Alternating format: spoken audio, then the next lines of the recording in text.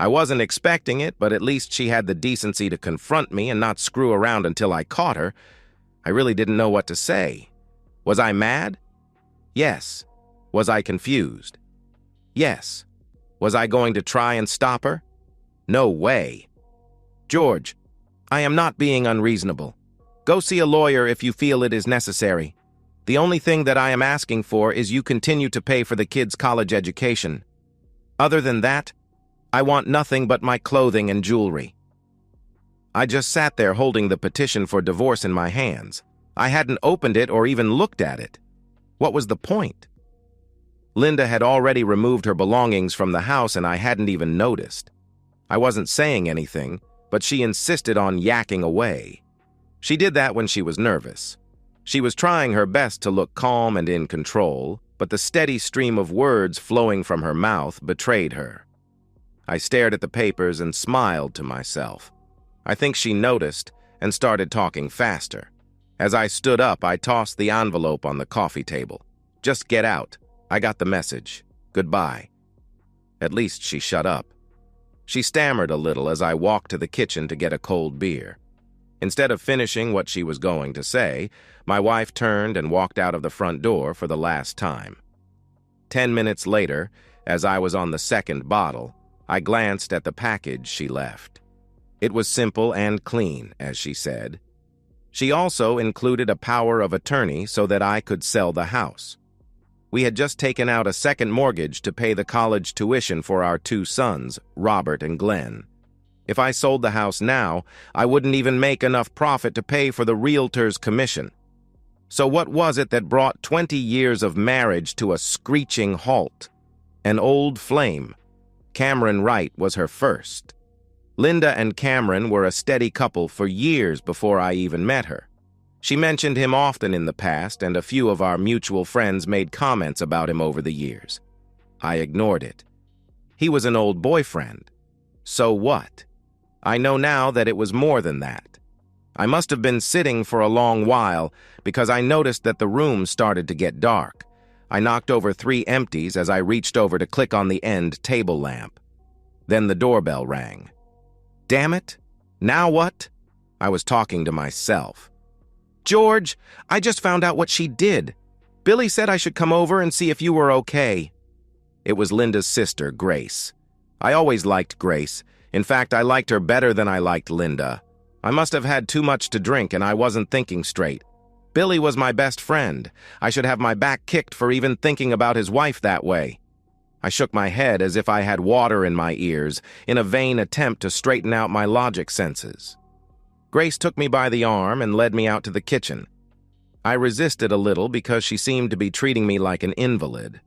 I didn't need any damn help. The fluorescent lighting hurt my eyes, but I just squinted it away. How many beers did I have? I got about half of the coffee down before I realized that Grace was not saying anything. Feeling better now, George? Can we talk now? Give me a minute. I have to take a leak. By the time I got back, she had topped off the cup. So, Grace, tell me about my loving wife and Cameron Wright. When did this all come about? Your stupid brother-in-law just found out about it this afternoon. Don't be too hard on yourself, George. I always thought that she was still carrying a torch for the even after you guys married. It would have been nice if you would have said something 20 years ago. Get real. There was no way that I was going to stick my nose into that. I was just hoping that over the years she would forget about him. The two of you seemed to get along so well. Grace, it was never as good as it looked. I realize now that most of the time, the relationship was more platonic than romantic. I tried and tried over the years, but I could never really warm her up. Flowers, candy, and jewelry never worked. We got along and all. In fact, we rarely had an argument. I think I understand why now. You covered it up pretty well. Zrinia, Grace Atvedala. Thanks. Can I have a few of those oatmeal cookies in the canister behind you? My stomach is screaming for something. So, tell me, sister-in-law, what motivated my wife to dump me? I don't know if you remember, but Cameron dropped out of high school and joined the Air Force. Right after that, you and Linda started dating. Cameron was Linda's first, if you know what I mean." I nodded and shrugged at the same time. A girl never forgets her first love. Anyhow, she was really pissed when he left. She wanted a family and kids. I guess you were the one who she picked to help her with that. I thought that she made a good choice. I had no idea that she was just using you until got back. Hell, I don't think she even knew that he was coming back." "So why is he back now?" I asked. "He finished 20 years in the Air Force and retired with the rank of major. Linda claims that he has a nice pension and several good executive positions lined up in the area to start his second career. She was telling me about this and actually sounded proud. She was gushing over this great military career that he had, as if she had been part of it. To be honest with you, George, it sounded a little sick."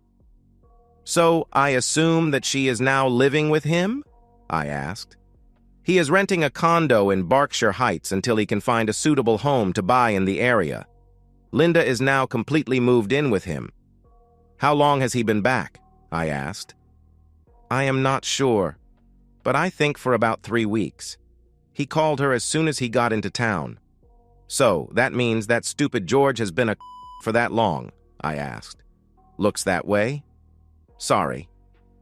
Grace tried to fill my coffee cup again, but I motioned her away. "I don't need any more coffee.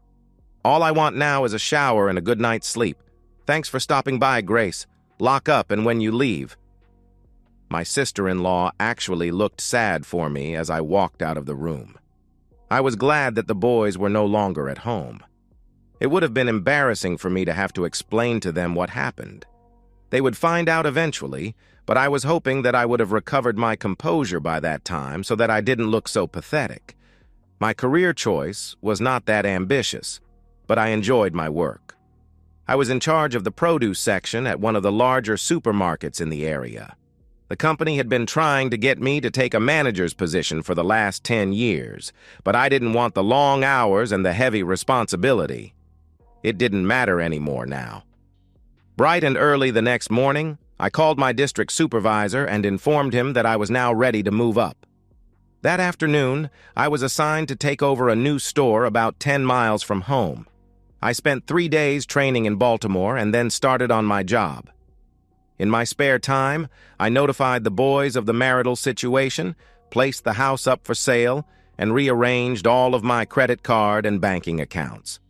Linda's car was in her name, but the insurance was under my policy, emphasis on the word ways.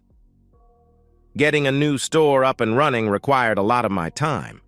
I didn't mind because it kept me from thinking about my personal problems. The company had things pretty streamlined, so most of the difficulties that I had were easily resolved. Corporate had a few professional store openers stay with us for the first 2 weeks. That was a big help. They handled the training for most of the new store employees. Half of the people were experienced and transferred in from other stores in the area. I was comfortable with the job and with my ability to do it. In no time, things had settled down. Everything was under control and running smoothly, so I had time to start arranging my personal affairs. Since I was planning on getting a small apartment near the store, I started to get rid of everything at the house that I would no longer need. Most of it I just gave away. There were several agencies in the area that were willing to take almost anything that I was willing to separate with. Of course, the first thing to go was the marital bed. I got a lot of satisfaction out of disposing of the wedding pictures and the family photos. I did keep a small collection of pictures of the boys. Billy called and insisted that I come over to the house the next Sunday for a cookout. He promised me that Linda would not be there. He also wanted to bring me up to date on the status of Cameron Wright, a local war hero. It wasn't much of a cookout. Billy and Grace's 2 teenage daughters made an appearance, but quickly disappeared. Basically, it was just an opportunity for Billy and me to chat. Grace spent most of the afternoon keeping us in cold beer and cleaning up after Billy's cooking mess. "Okay, Billy. What do you know about Mr., or should I say, Major Wright?" "All I know, George, is what he is spreading around the Veterans of Foreign Wars Hall. Cameron and Linda have been coming in a couple of times a week. He is all grandstand and glad hand. The guys seem to eat it up, But I think they are just impressed because it is new blood. Hell, most of the guys that come in there are over 60. And what is my loving wife doing while he is crowing about? Linda usually just stands beside him and smiles. She seems proud to be with him. She never acted that way when we were out together. Hell, George, you ain't no big war hero. Billy couldn't help laughing when he said it, but I didn't find it funny. George, he wears a baseball cap with that major insignia embroidered on the front of it. He even has a tag on the front of his car with that gold oak leaf. He is doing his best to impress everyone that he was a ranking officer. Something didn't feel right about Major Wright. I finished a beer just as Grace arrived with a couple of fresh ones. Billy. Cameron never even finished high school. How did he get to be an officer? If I remember correctly, they did away with that old Mustang program years ago. To get a commission nowadays, you have to have a degree. How did that son of a blip get a college degree when he wasn't even smart enough to get a high school diploma? Good point. I don't have an answer. Did he actually join the VFW? Yes, he joined the first week he was back. Can you get a copy of his application for membership? No problem. Why? I just want to check a few things out. I'll have it for you next week. Well, about this time, Grace came out and told us to lighten up the conversation so she could be included. I don't remember what we ended up talking about, but a few hours later, I went home with a devious smile on my face. Things started out fine the next week. The paperwork for the divorce was started. I had 3 serious people looking at the house, and the realtor was optimistic. Everything was running smoothly at work until Thursday.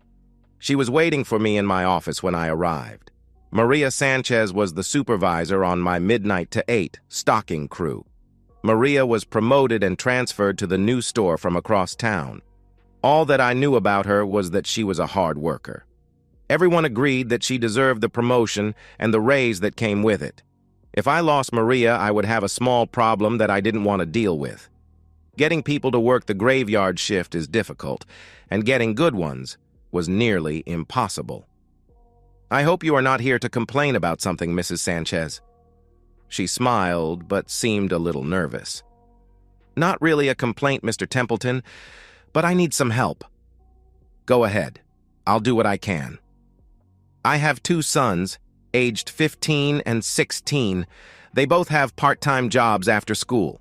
They have a school bus to catch at 7 a.m., but they are having a hard time making it. Some days when I get home after 8, they are still in bed. They are not lazy, just tired. I need to kickstart them in the morning, if you know what I mean. You want a raise so that they will not have to work? Number, not at all.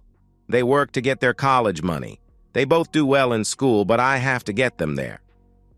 What are you expecting me to do? Help, I answered. I found it interesting that she wasn't being whiny.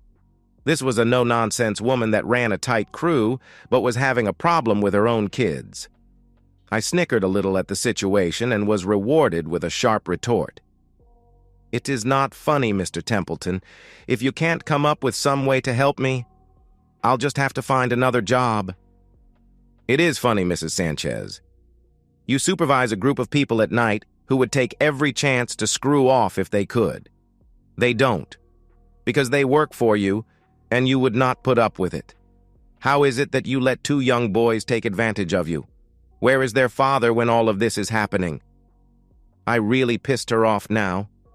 She started to get up with fire in her eyes. For a second, I was afraid that I might have lost her. You are an arrogant bastard, Mr. Templeton. Everyone said that you were smart and fair. It looks like they were wrong.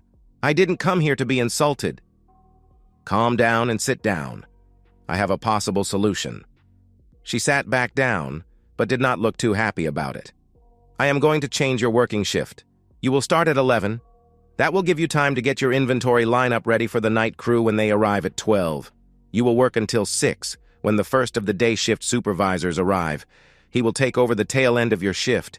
You will get to go home in plenty of time to get your boys off to school and maybe even make them breakfast.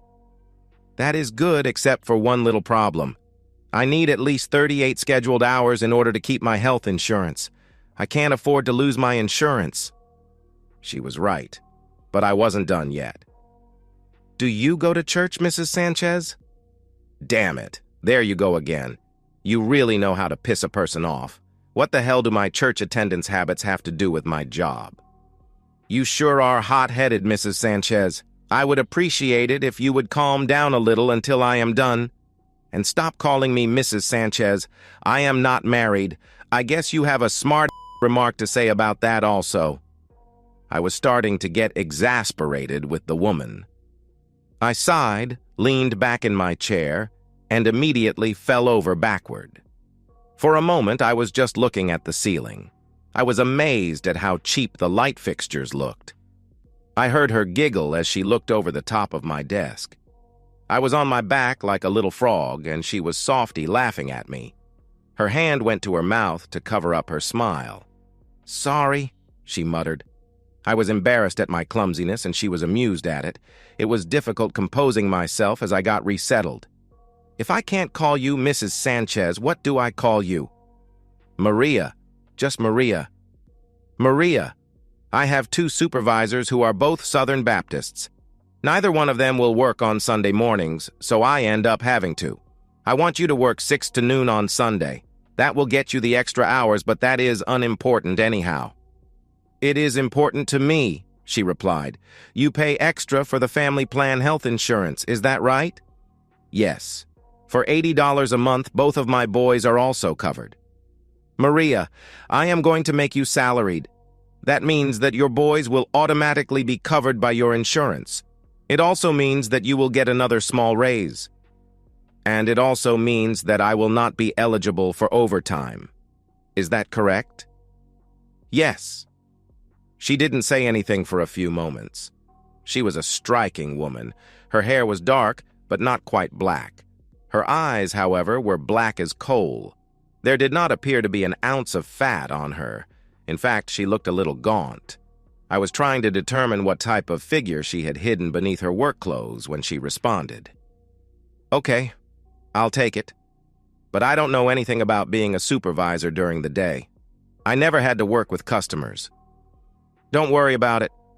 I will work the first 4 shifts with you. There is no way that you can screw it up."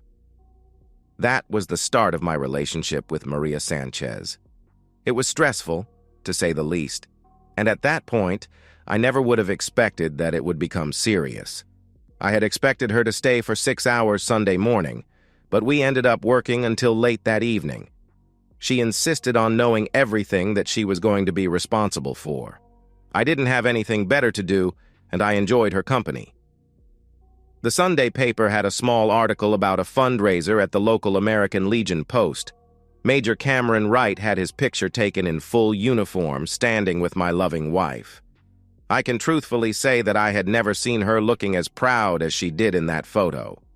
You would have thought she herself had earned the damn medals. I didn't get back to Billy until Monday evening. Grace had called me at work and insisted that I come over for spaghetti. How could I refuse? Billy had a copy of Cameron's application to join the VFW and also a copy of his discharge papers. I told him about the picture in the Sunday paper, and he promised to get me the forms from the American Legion post also.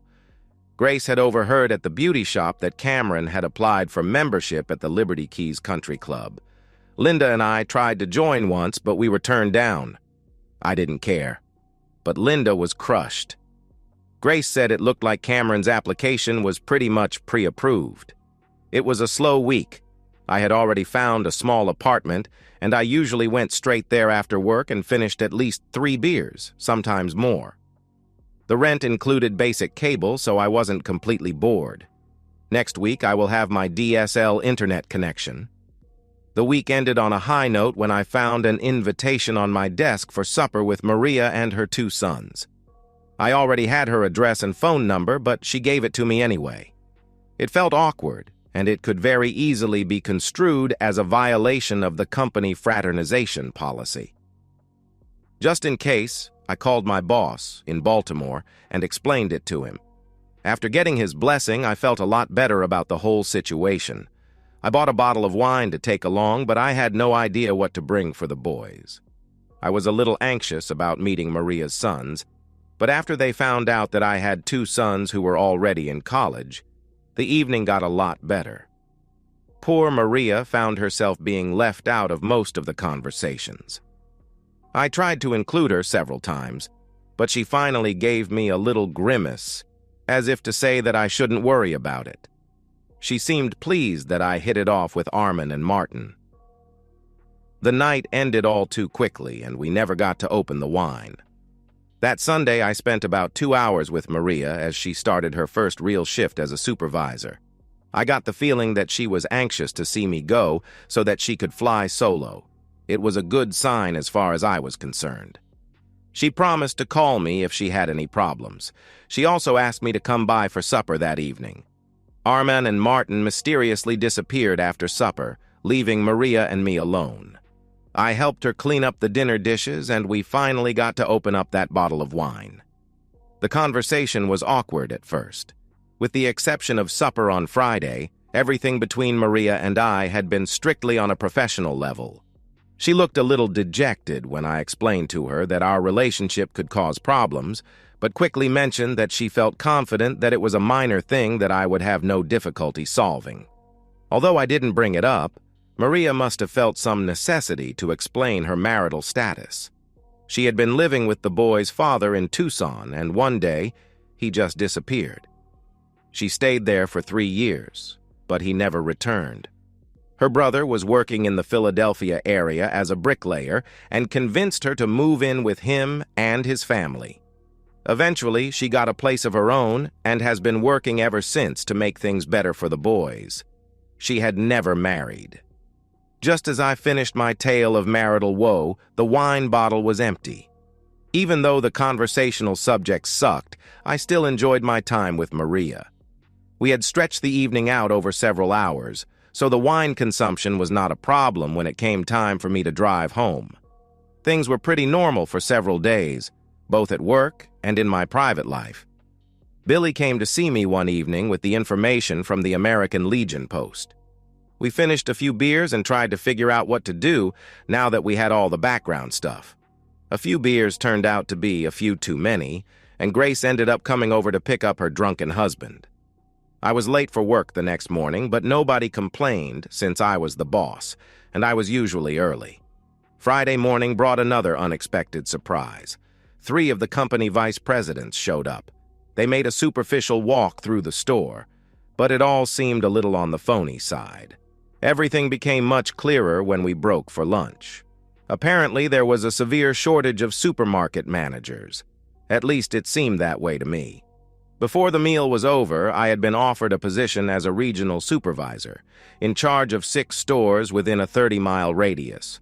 The salary and benefits that went with the position were more than I could have ever imagined.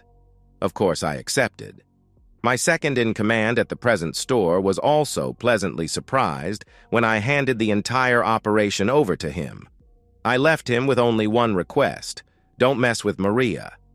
He gave me a wink, and I smiled, indicating that we were on the same page.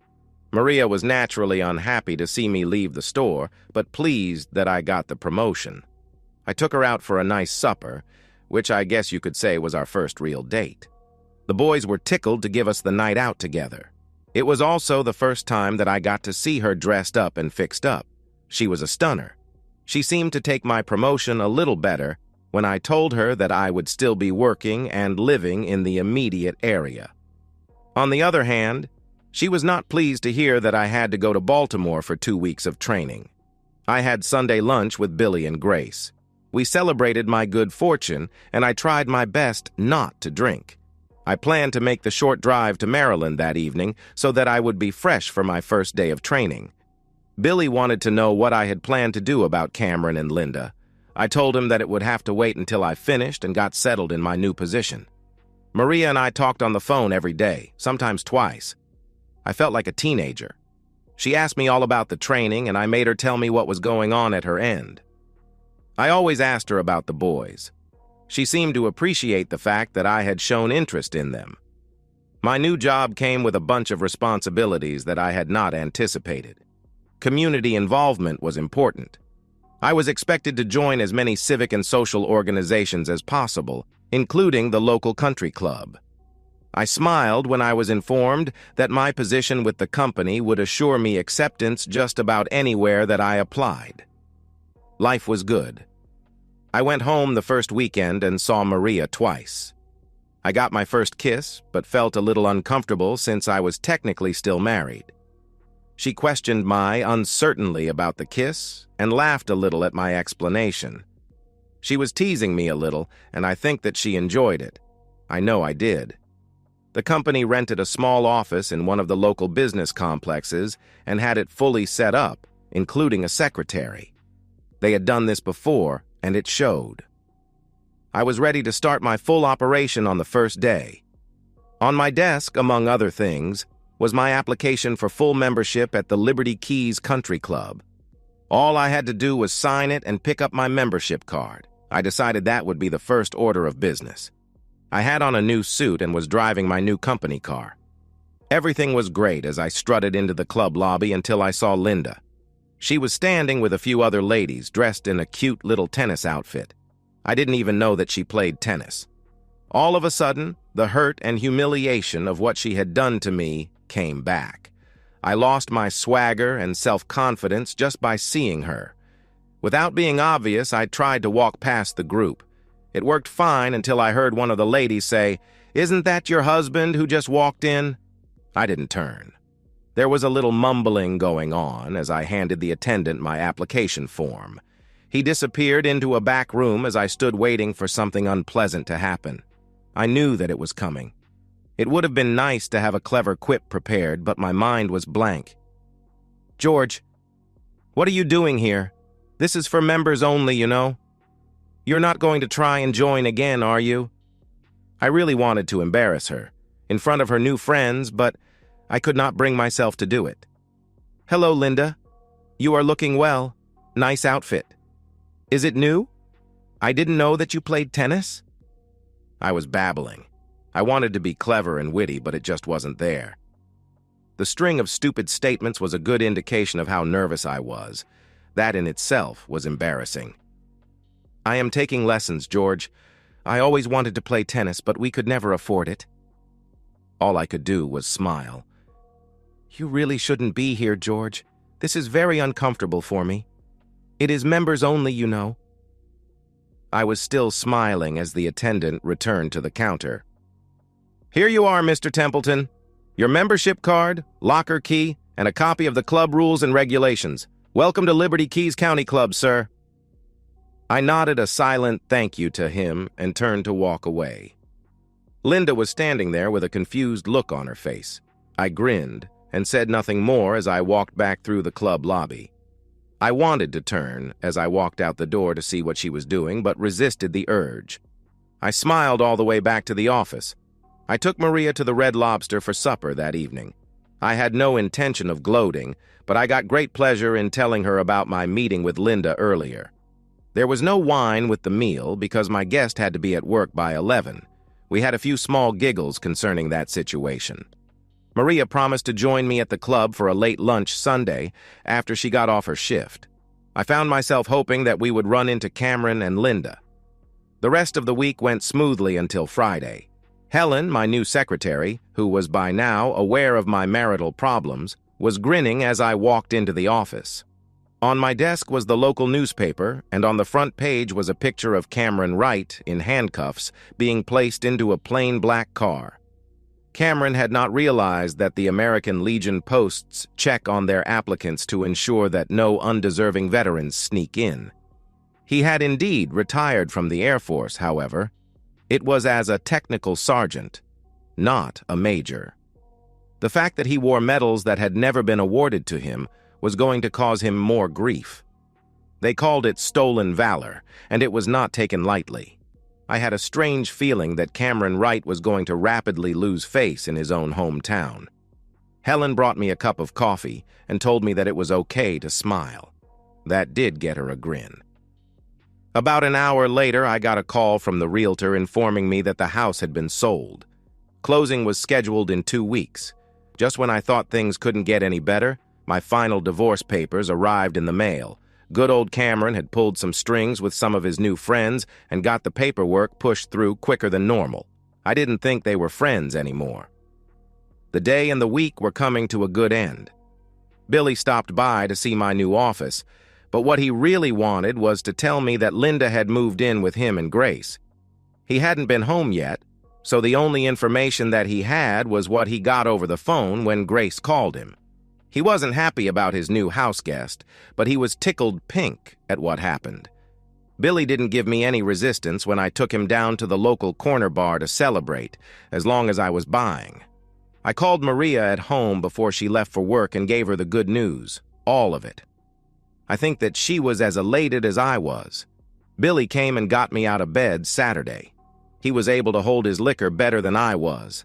We hit Shoney's for the breakfast buffet and some much-needed coffee. As we ate, I got an update on my ex-wife's situation. Her car had been repossessed. It seems that Cameron was more than willing to make the payments for Linda, but the checks were worthless.